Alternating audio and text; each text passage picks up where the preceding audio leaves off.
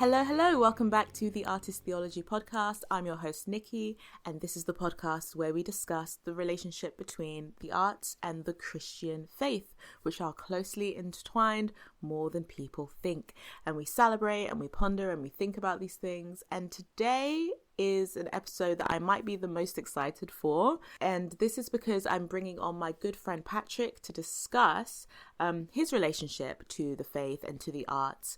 And so I'm going to tell you a little bit about Patrick in a moment, but I just wanted to preface this by saying that this is a very special episode and it's something a little bit different. So usually here we have very short episodes, maybe about 20 minutes or so, but Patrick and I really delved into this really deep, quite profound conversation, and I wanted to share all of it. So I'm going to be splitting this episode into two parts. So this is part one. If you're not already, make sure you're subscribed so that you can come back and listen to part two. So a little bit about Patrick. Patrick Bayele is a British-born Ghanaian performer, writer, theatre maker, academic, and he specialises in theology, temporality, and African diaspora studies. He trained in acting and theatre making at the Identity Drama School of Acting and the National Youth Theatre of Great Britain, as well as Royal Central School of Speech and Drama. He has also worked professionally in TV and film, notably in Soulmates for Amazon Prime, which aired in 2021. He is also the co-founder of the Bayele Art House, a London-based arts charity which puts Christ at the centre of the creative process to illustrate how the theological dimensions of the arts can positively influence local and national policy. Their inaugural production, Soja, was performed as part of the Bloomsbury Festival in October 2024. So throughout the episode, if you hear us refer to Soja, that is what we are talking about, because we don't dive too much into the episode, but we do mention the show a few times. So it was a fantastic show, really beautiful, really moving, and I had the pleasure of doing some dramaturgy on that show in 2024. So yeah, I can personally speak to how gorgeous and beautiful that show is, because it was just so well crafted and designed, and I'm excited to see where it goes in the future.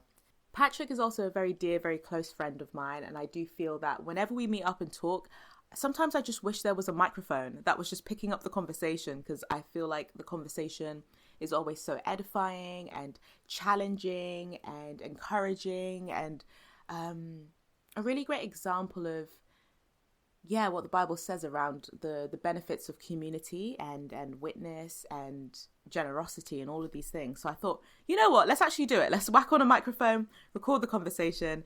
Here we go. I hope you enjoyed the episode. Hello, Patrick. Hello, Nikki. Yes. How are you doing? I'm very well. How are you? I'm good. Nice. I'm good. We've just this is a bit of a cheat for everyone listening. Just done a whole hour of catching up and literally. just chilling and stuff. So I know how you're doing. Thank it's you. good. I know exactly how you're doing as well. Yeah, right. But for the viewers, would you say a little bit about yourself, 100. like who you are, what you do, anything you want to share with the people? Thank you. So my name is Patrick Bayele. I use he, him pronouns. I'm an actor, writer, director, and moving a lot more into advocacy within different spheres. I'm really interested in human rights, international human rights, and supporting community groups, but in the UK as well, and in Africa. And I co-lead an organisation, a creative collective called the Bayele Art House, which is all about uniting conversations around faith and advocacy through artistry, using storytelling as a form of social change, as a forum for advocacy and community empowerment. And I love theology. I think if you were to distill it, I think I'm trying to step forward more into witnessing the world as a theologian and allowing that kind of insight to nurture other spheres of journalism, of research, of performance making, acting and advocacy as well. So juggling those spheres and working on a few projects revolving around colonial legacies, wounded masculinity as a kind of a deeper meditation on toxic masculinity, immigration narratives, female healing narratives as well. So just out here. Here. Said I'm out here doing words. Yeah. I love that. One thing that came to mind as you were just introducing yourself there is the amount of spheres that you work in. Thank you. Right? Yeah. And I'm just curious, how do you juggle, balance all of those things? Yeah. How do you even prioritize? Right. What am I working on right now?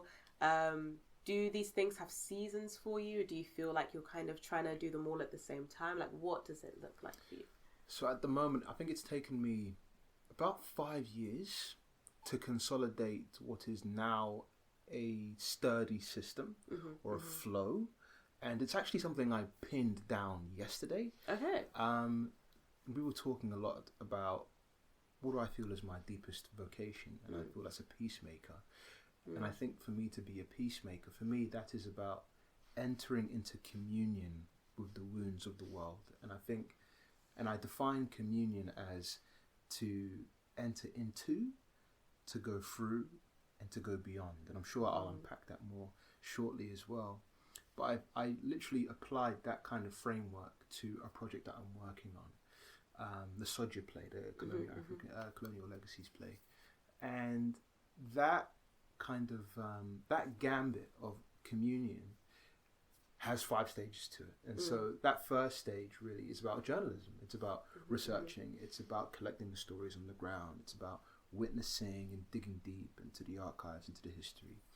And then there's trying to find that theological impetus. Right. And I think Sodja was a lot about sacrifice, redemption, loss, surrender. Big, massive play about surrender. And then it went into the artistry sphere. So what does that look like embodied?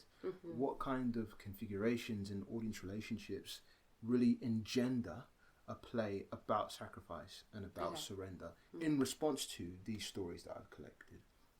And then there's the leadership aspect of leading an organization or collaborating with others to try and get this project up on its feet. And that comes down to some of the kind of nitty-gritty things of marketing and campaigning and networking, but also thinking of a brand and thinking of a strategy, being able to program and to be able to have that insight to deliver. And then there's the advocacy of, everyone sat around the theatre, the performance is done, and we've had our claps and we've cried our tears, but we say, where do we go from here? And then we have that Q&A and we start to think long term about the longevity of this project and how that relates to or serves the impetus, the wound itself that I'm entering into communion with, which is reclaiming these lost legacies and putting them in a forum in which we can take them forward and embrace how they shape our identity, shape our culture, reshape our histories. And that advocacy comes through in different conversations in collaboration with community leaders. And I think that's the next thing I'm really starting to hone in on. What are the practices of advocacy in relation to that project? Rather than the things which are in my head, which I think would be a good idea, I'm going through that kind of 5-tier system to try and reclaim that.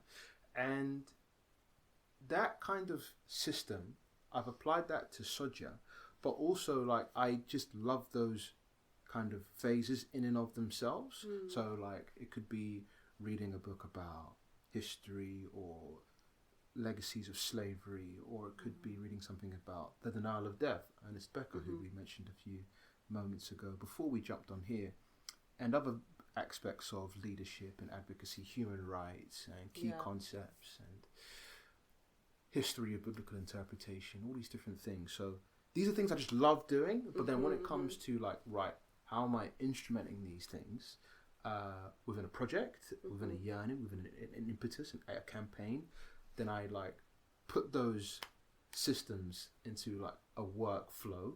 And now 2026 is a matter of how do I sustain that? How do I find time to activate that?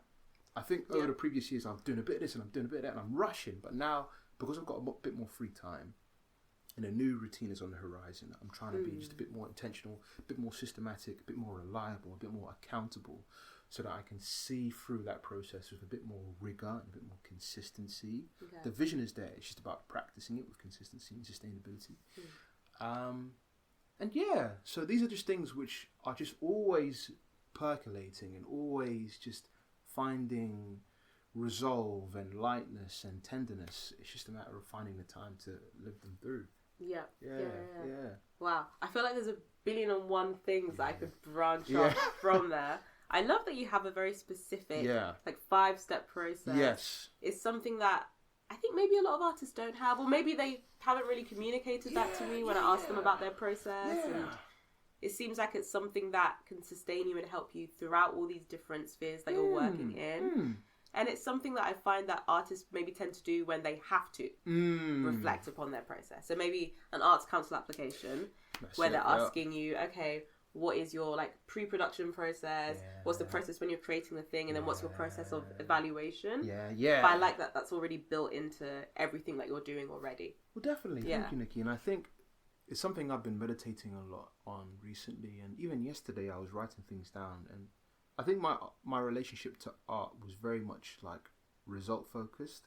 I want to tell the play. I want to do the play. And so a lot of my reading and a lot of my research was through this very kind of unhelpful funnel of like, let me just read stuff and like take the things which are like relevant to the play, as opposed to like absorbing the breadth of this knowledge. And so, and as I started to really receive a very open-minded way of working and navigating and learning and discovering, I did come back to that point of like, well, how do I like, what is my practice? Like, what is my like artistic calling? Because it's cool to have an idea and like to work towards it, but like that is like detrimental in and of itself, because then I end up abandoning or discarding all the other elements that are in play.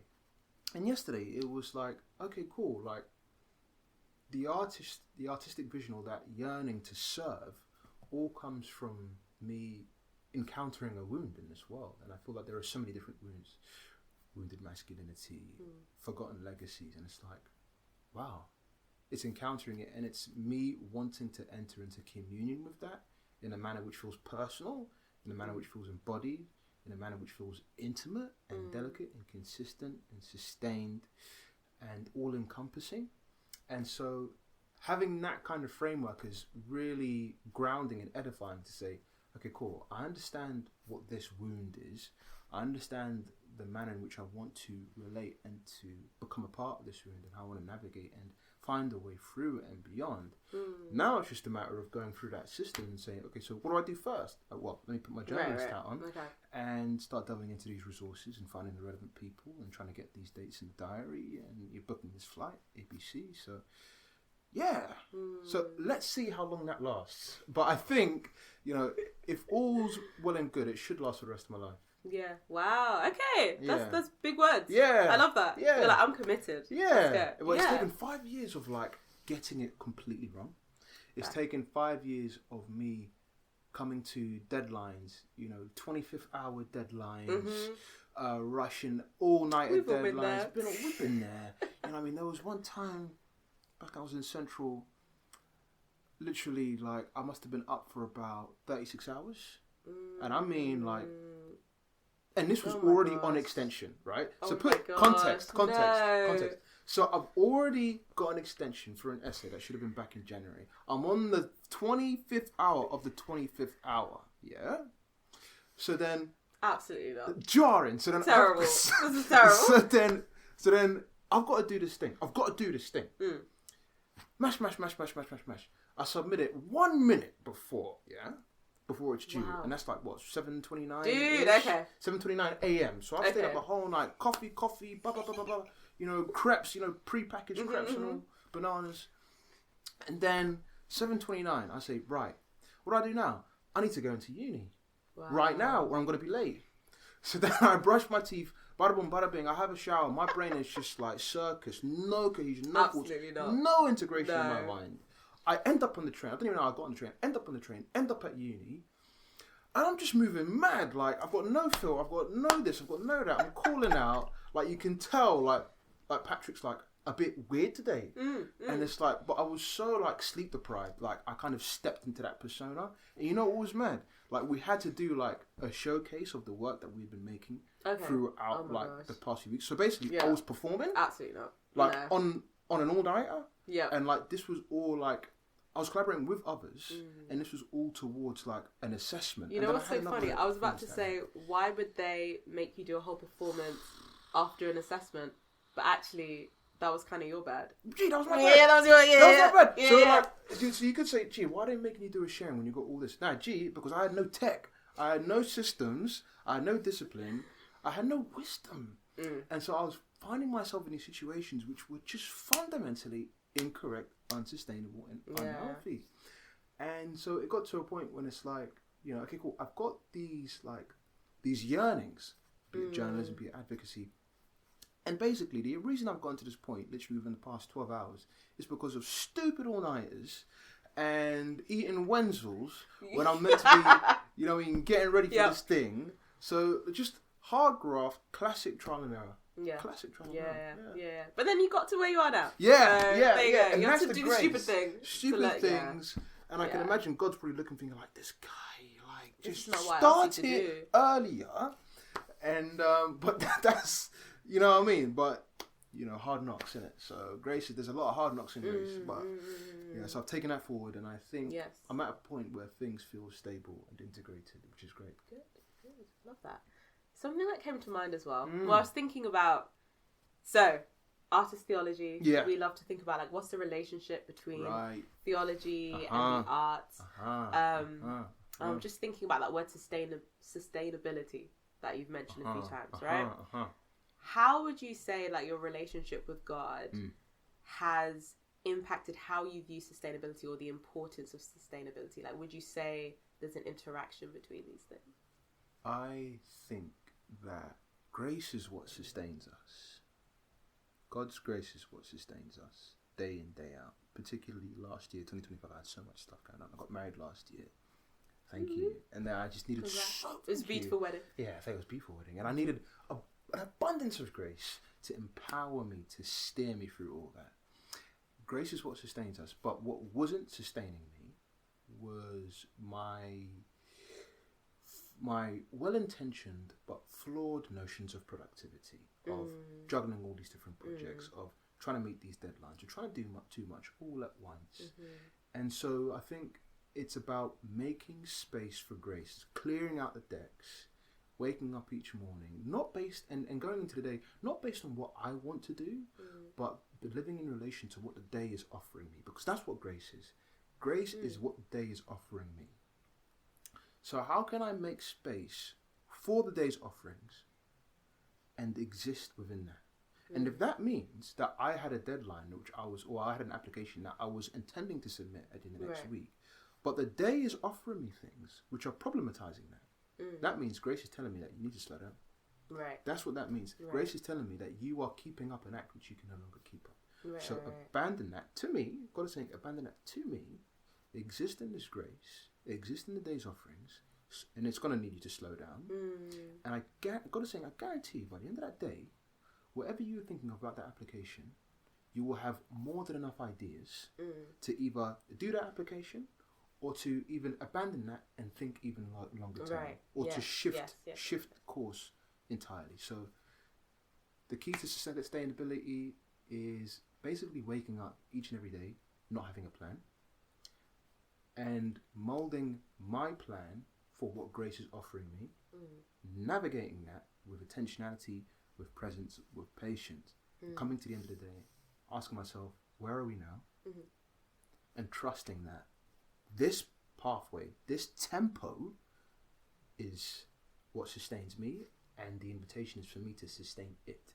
So it's that companionship with grace, that divine collaboration, which I think is key to sustainability, as opposed to me wanting to do the thing.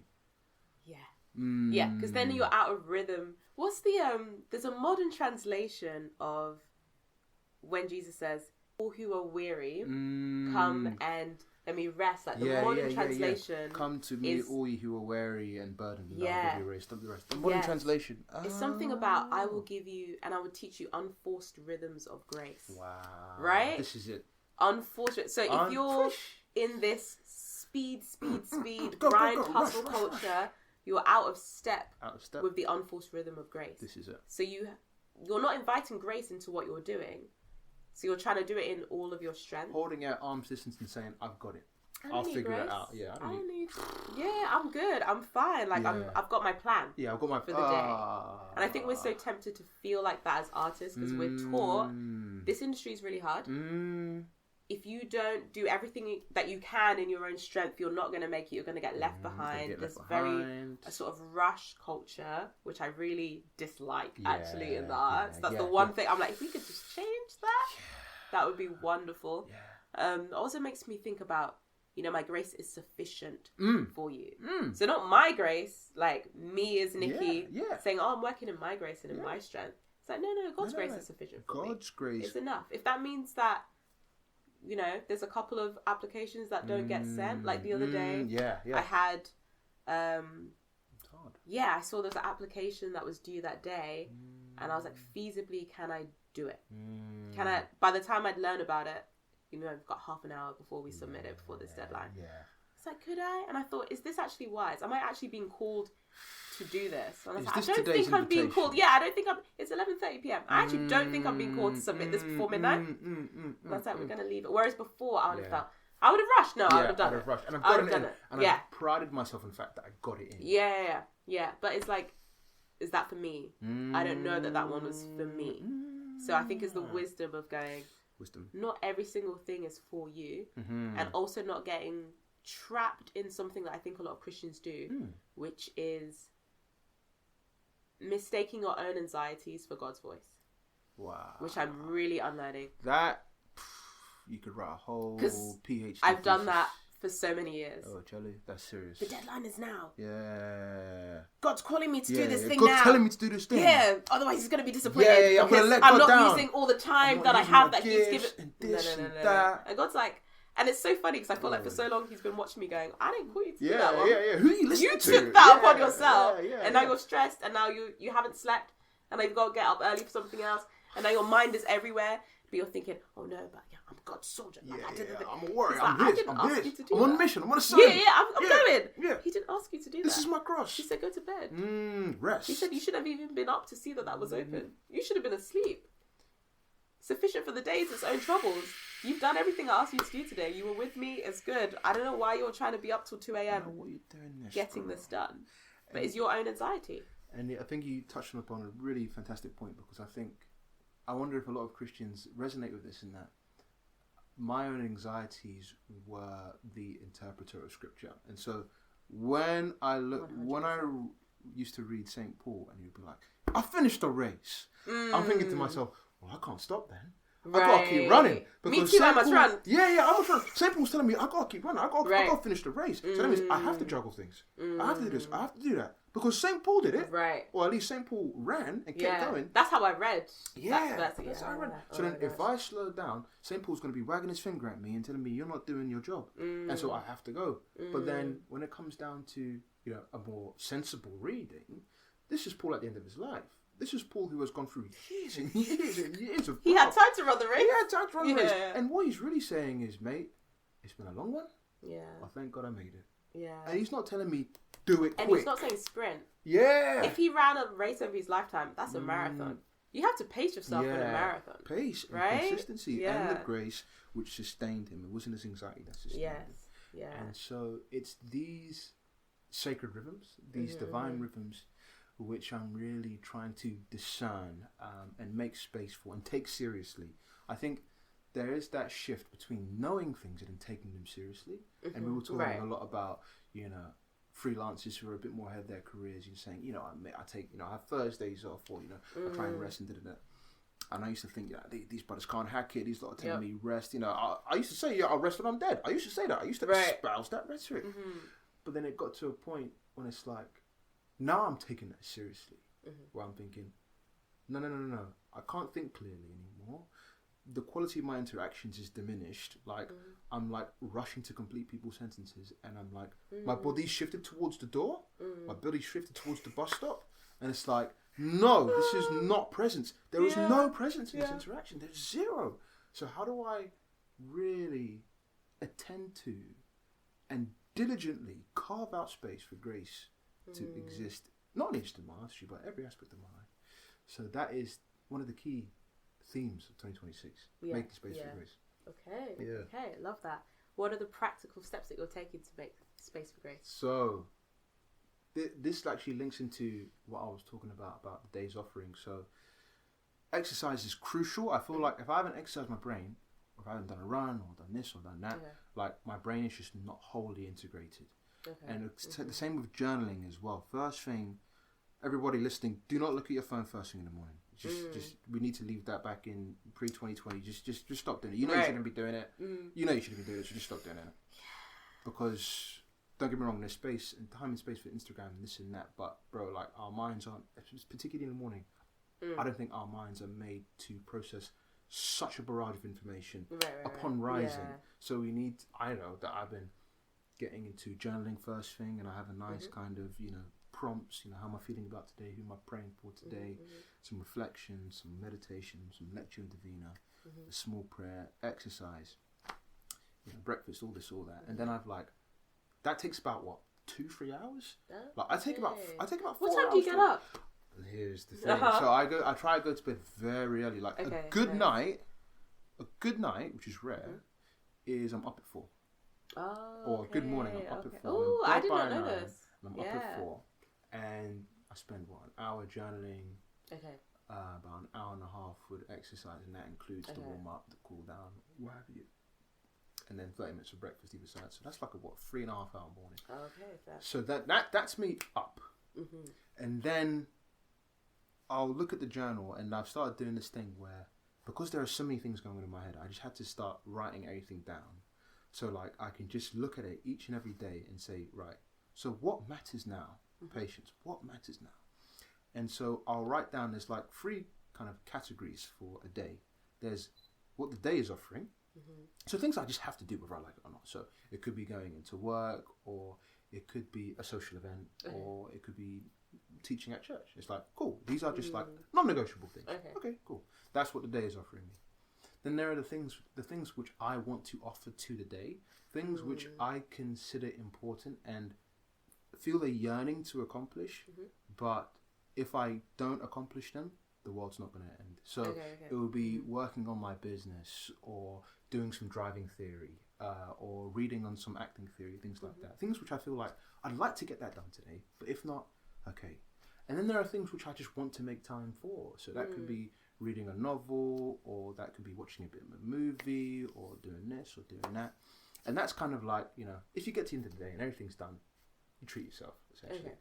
And so I feel those 3 categories are a nice framework for me to accept the day on the day's terms, to meet the day with my yearnings, but also to come to the end of the day and say, to give that day up to God, really, and say, God is inviting me into this day in a manner where I have to be available here, and I have to be available there, and I yearn to do this, and I hope to do that. But if I can cover the basics, I've done nothing wrong. I've tried. I've yearned. And I use that word yearn very tenderly to describe that sense of really wanting to, but not feeling attached. I yearn to succeed. I yearn as if to say, I'd really love to, but if it doesn't go according to plan, I can live with it. So that's that kind of... Yeah, that's surrender. Absolutely. That making space for the possible... Surrendering it and making space for the possibility of quote-unquote failure to be a valid component of one's day. Right. And I feel I used to have the system of, I'm going to do this. And so if anything went wrong, or if Grace had other plans, I get anxious, I get frustrated. People calling me, I ain't got time. Yeah. I get annoyed. I'm focused. Yeah, I'm focused. And then I'll get to the end of the day, and there's this one thing that I haven't done, and I'm like, oh, great. And just in more general things, I just try and do things slowly and in silence. Slowly and in silence. I think the most I'll do whilst I'm eating a meal is maybe listen to a podcast.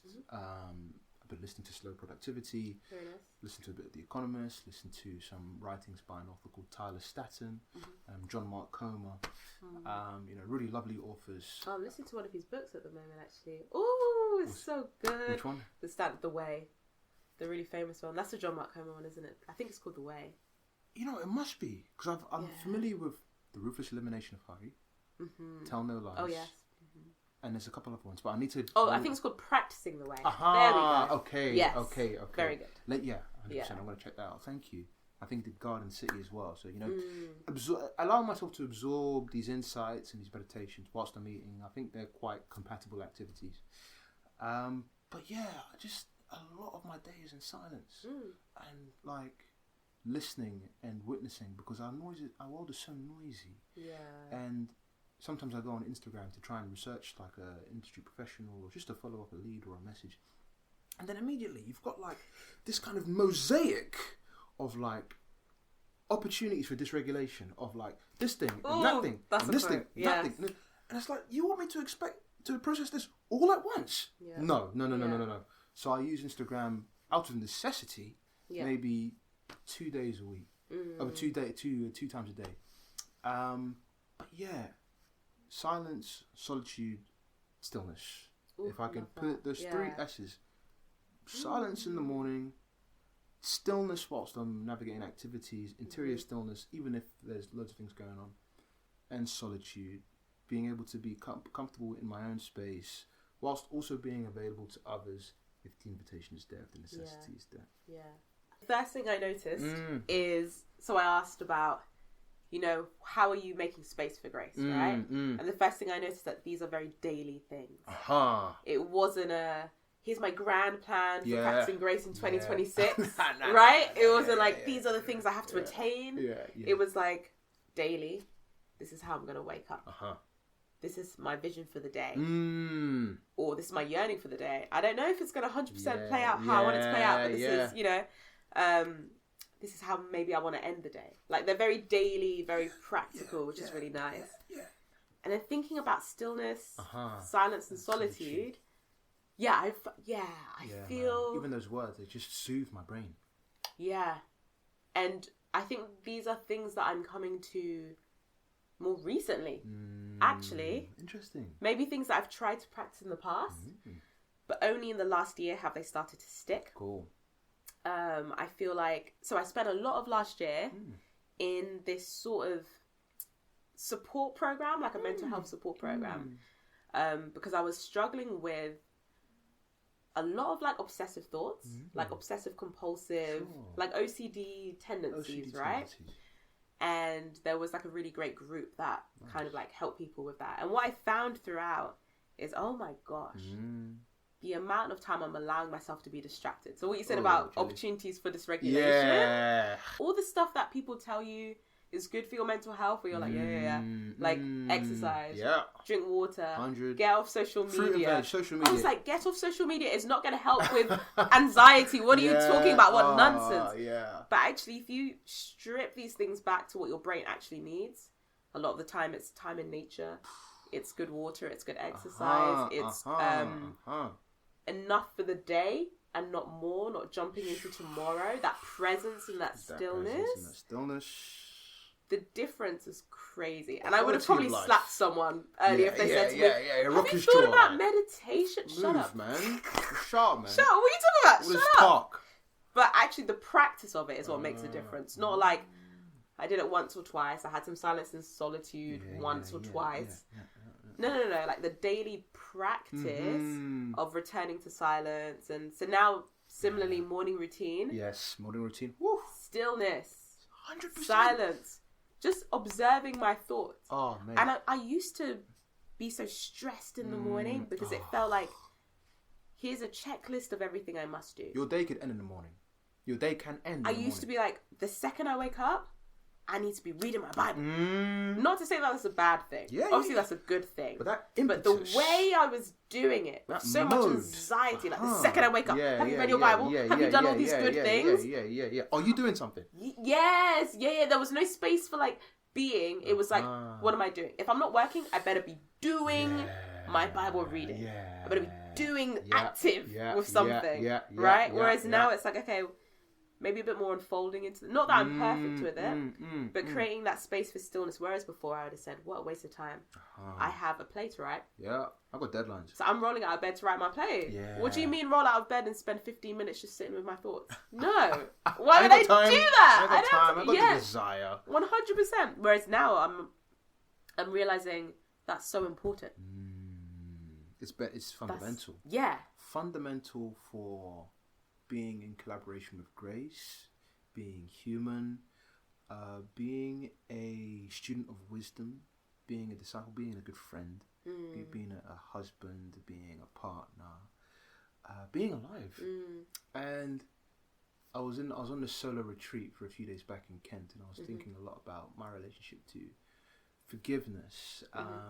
When I was 15, I lost my oldest brother, and he passed away from sepsis, and it was a very, sad story how things came to pass, and a lot of blame in the house, and a lot of really tense dynamics.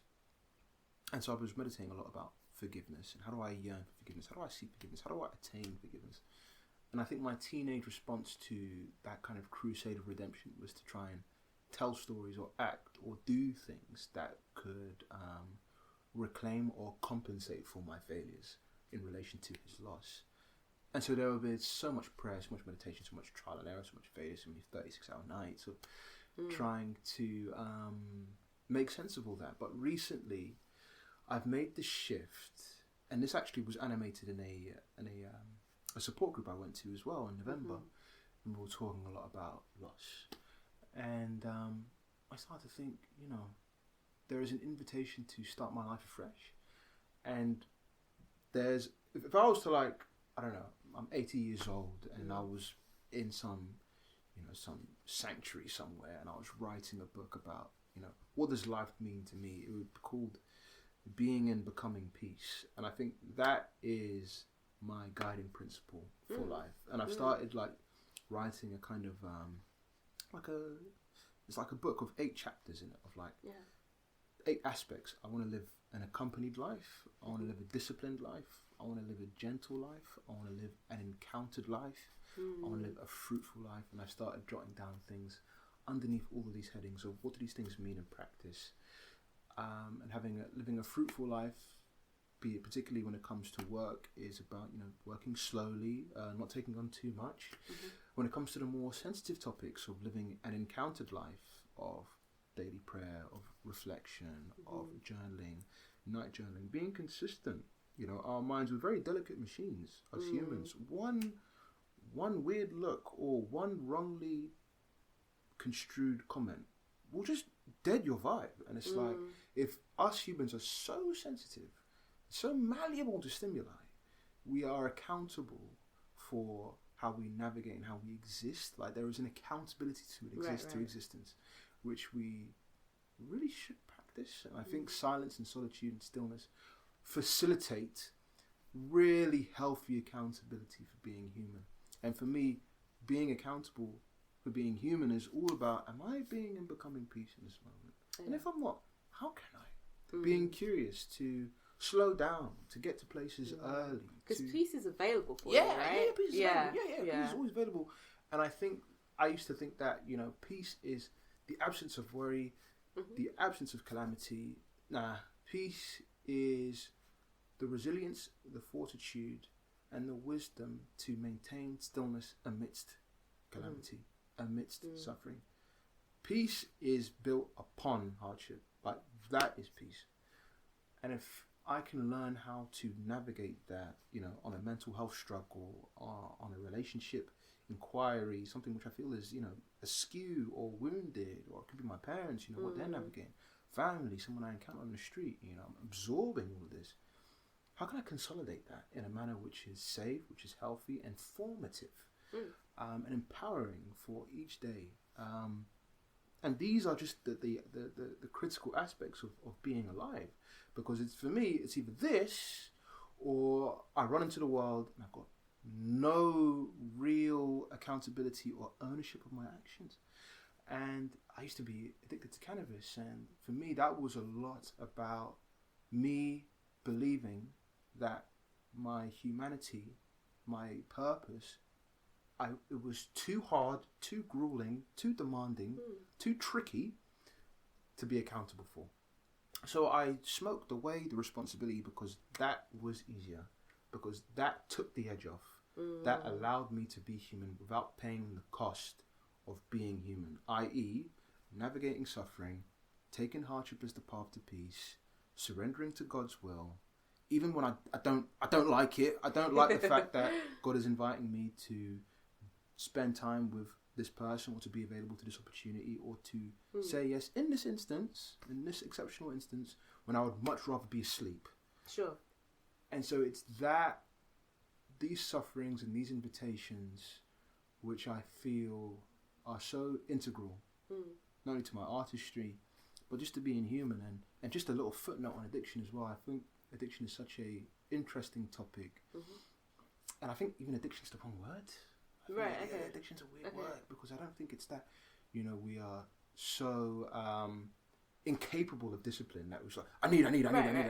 I feel like there is an ache, there is a yearning, there is a void, which really resides in quote unquote addiction, which I think I've developed a really tender understanding of. And I hope that, as we continue to grow as a society and deepen relationships, we can take a bit more a sensible approach to that topic. But yeah, so these are kind of the things I've been navigating and continue to navigate, being and becoming peace. On the topic of addiction, something I just kind of noted is this idea of sometimes our skills are warped, and that's what's manifested in the addiction. So sometimes, like, when you're addicted to something, quote unquote, it feels like, oh, I'm the problem, I'm this, like, I'm undisciplined, I've got, do you know what I mean? It feels like there's something wrong with me. There's something wrong with me. Whereas I've been thinking recently about everything, even if it's warped in a way, if you untwist it, it's really pointing to something very beautiful about you, about like the gifts that God has placed within you. Really so wonderful observation. Something that came to mind when you were talking about like the effect of, or like being addicted to cannabis, right? The effect of that for a lot of people that they're trying to chase is peace. Yes. So just coming back to what you were saying about desire and yearning and like wanting to create peace, that could just be your natural gifting twisted of like, I just want peace, I just want to escape difficulties. Whereas now, the healthy version of that is peace comes when I go through the difficulty. Really Peace well comes said. on the being present to even the difficulties of life. It's not that peace is the absence of worry or me escaping it. But peace is like, okay, or eliminating it by force. Exactly. By force, exactly. But peace is like, okay, am I relying on one who is stronger than me? This is it. To go through daily life, as opposed to like trying to smoke that away. The sustainability right? of grace. As opposed to that bend, that score, that this, that. And I think, thank you for sharing that as well, because that yearning for peace was turned in on itself and was tearing itself apart, because I felt like peace, be it making peace or being at peace, was just like disqualified, that I just had to, rather than making peace, I was more concentrated on warding off unrest. And smoking cannabis was me warding off unrest. I'd wake up in the morning and just feel disintegrated and unworthy and ashamed. And it's like, well, let me bun a zoo, and then I'll start my day. And then the only thing that could edify me, the only thing that could resource me with any semblance of light, was the artistry. And that was all a form of redemption for not being able to be as emotionally available to my brother as I wished I could have been before he passed away. All the things that had gone wrong, quote unquote. And actually, January 19th marks my, I think the 6th year I've gone without smoking weed. Thank you. That's so soon. It's the 16th today. So 3 days from now, I remember it very vividly. I was smoking one of those vape pens, and I had weed in it, and I was going through therapy at the time, and I was on like session 3, and she was a lovely lady as well. She was Anglican Christian, and I remember I was on my 3rd session, but then I burned that zoot before, and then I went in, and it was like I'd gone all the way back to square one. Like I was repeating the same anxieties, the same thoughts, and I thought, it was the zoot. It was the zoot. And I thought, at that moment, I want to heal. I'm serious about healing. I'm serious about becoming. It's done. And so from that moment on, weed was my stumbling block. And so I was really had to shake myself loose of that addiction to attend to the ache. And there was so much suffering involved. And the only thing which I think has been able to resource me and strengthen me through grace to live in relation to suffering has been silence, solitude, and stillness. And I think that's something which I really want to champion in my work as well. I mean, if you look at Soja, right? I mean, a lot of that play was in silence, bro. Yeah. A lot of that play. I mean, there were moments of text and there were moments of collaboration. There were really spectacular moments of choral movement and embodiment. But like, silence was an integral component of that piece. It was a character in the piece because silence was the voice of time in that piece. In that you enter into this space and it's silent, but you see this, you know, this being emerge in this liminal nowhere land, and you don't hear anything. But feeling the silence, being present to the silence, that is what facilitates that relationship. Because it's like, I'm here, they're there. All I can hear are his footsteps approaching me. So there's this encounter going on. And the silence is what enriches and supplements and foregrounds that.